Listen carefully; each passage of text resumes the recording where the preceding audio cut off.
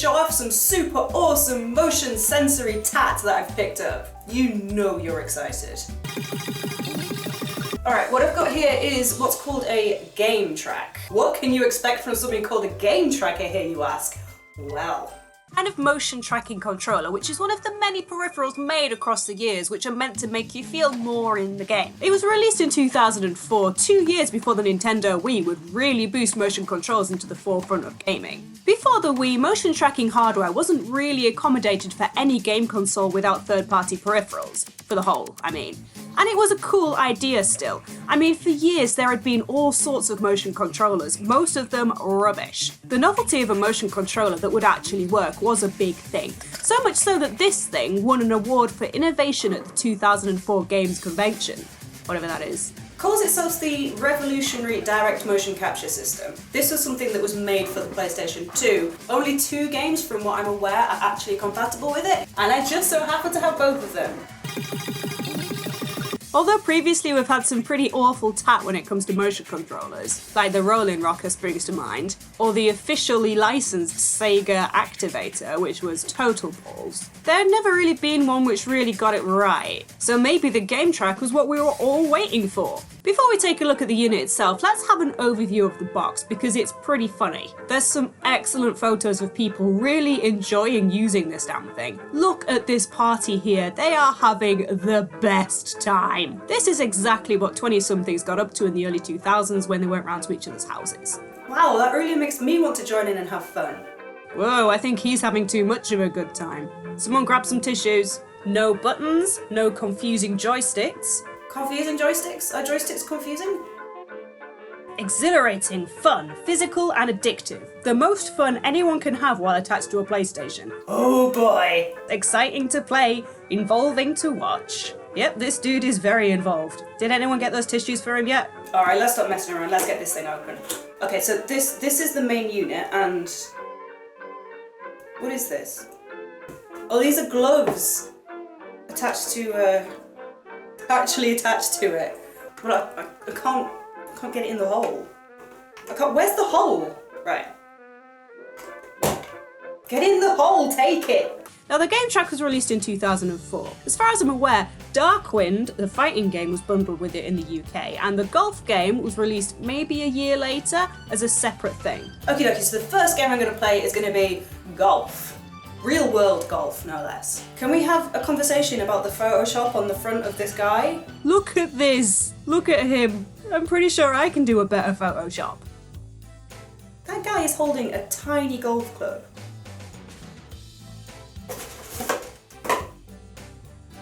Are you kidding me?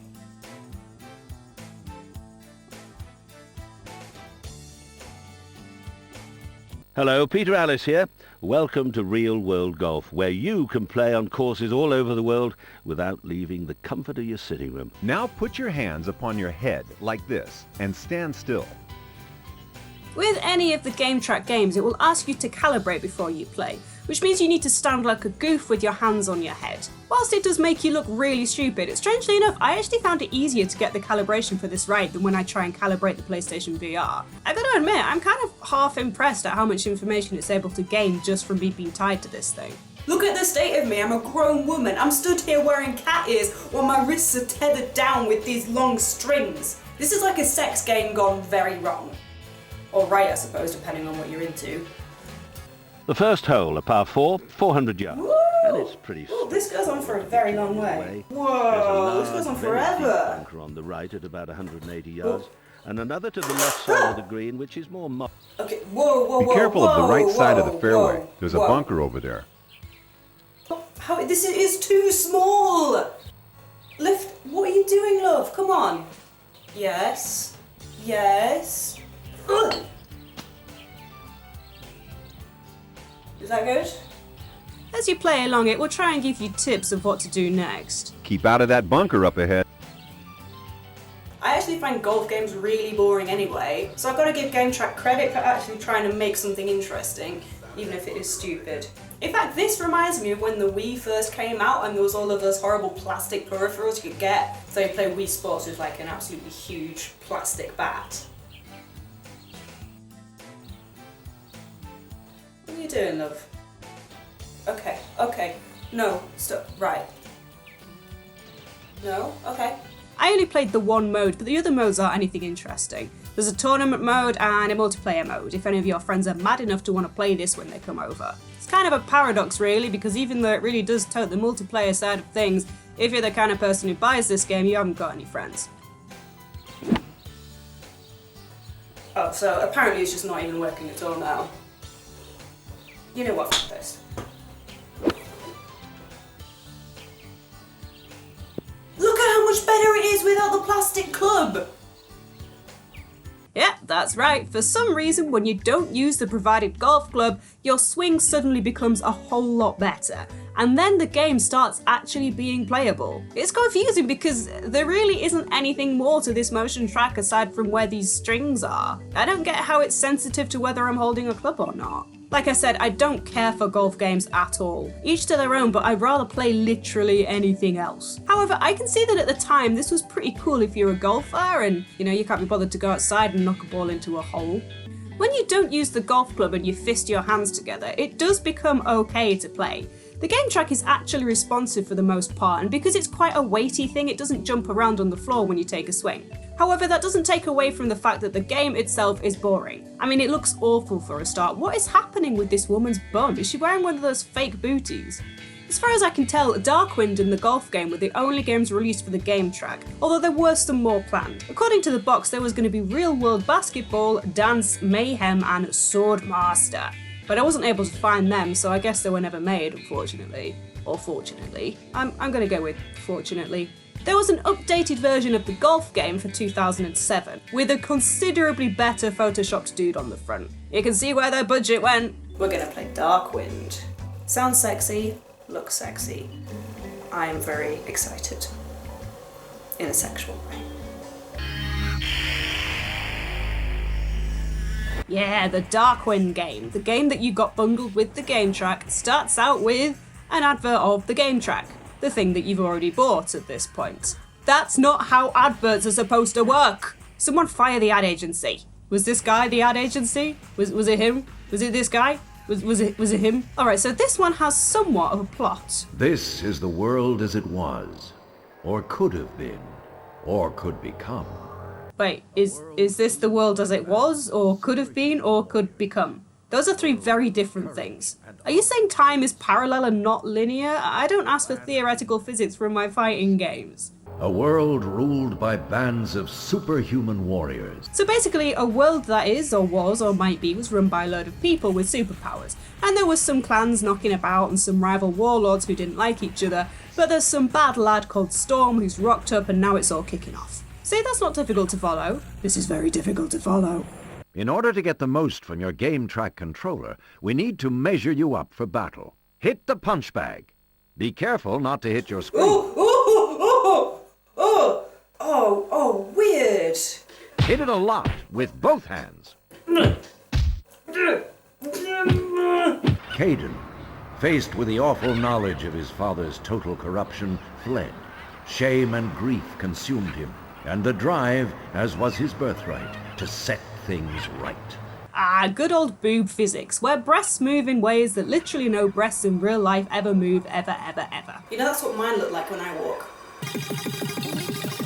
Alright, come on, let's dance. To block this blow, you will need to place your hand over the block icon. Oh no, she got me in the face! Let's try that again. I know it looks like I'm just being rubbish, but it's incredibly hard to control where your hands are. There's no need for that. You need to get a bra, love, because those are going to sag. They're going to sag very, very soon, believe you me. Learn quickly. The game track is very sensitive in this game, and it doesn't seem to be able to track the location of your hands as well as it did for the golf game. You've also got to be pretty specific at having your hands close together so that your hands will actually appear on the screen. With your actual hitting, it only seems able to pick it up when you do a very fast jab. Yeah, what are you going to do? Oh, Jesus, woman! It's just frustrating that it is so hard just to land a hit. I don't get why they chose that the hands be in this slapping position. The game track isn't able to sense if your hands are flat or in a fist, so why not just have them in a fist? This game should have been called Slap Fight.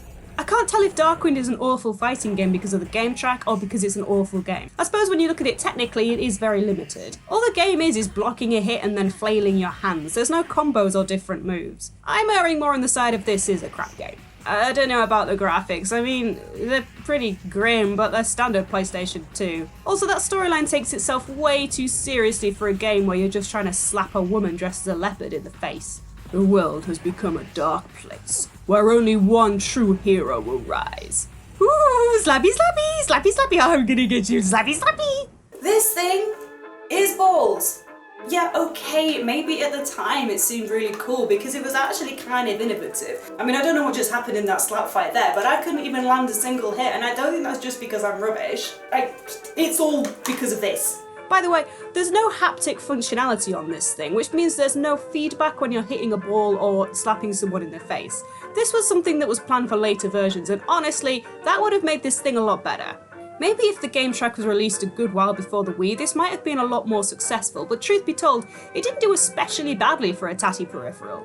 In about 3 years, 300,000 of them were sold. But I guess it's one of those things. You remember how everyone was going on about how amazing the motion controls on the Wii were when it first came out? Kind of makes you wonder, what are people in the future going to think about VR and how excited we are about that at the moment? Maybe with a bit of work and games that don't look and play awful, this might have been a half-decent peripheral, but as it is, it feels half-baked and its games really let it down. The company responsible for the game track did release a wireless controller range in 2007 called Real Play. These were a lot more like the Wii controllers, but the games were again limited. 4 were released: Real Play Racing, Pool, Golf, and Puzzle Sphere. They didn't have a common controller though, each one had its own separate controller. It would have been better if it was just the one motion sensor controller to use with all PlayStation 2 games. Instead, you've got to have 4 whole new controllers that could only be used with their games. Although I suppose this one could be used to spank people with too, so that's a bonus.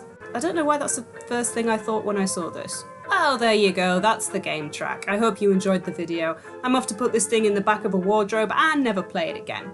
And also try to source Real Play Pool for reasons.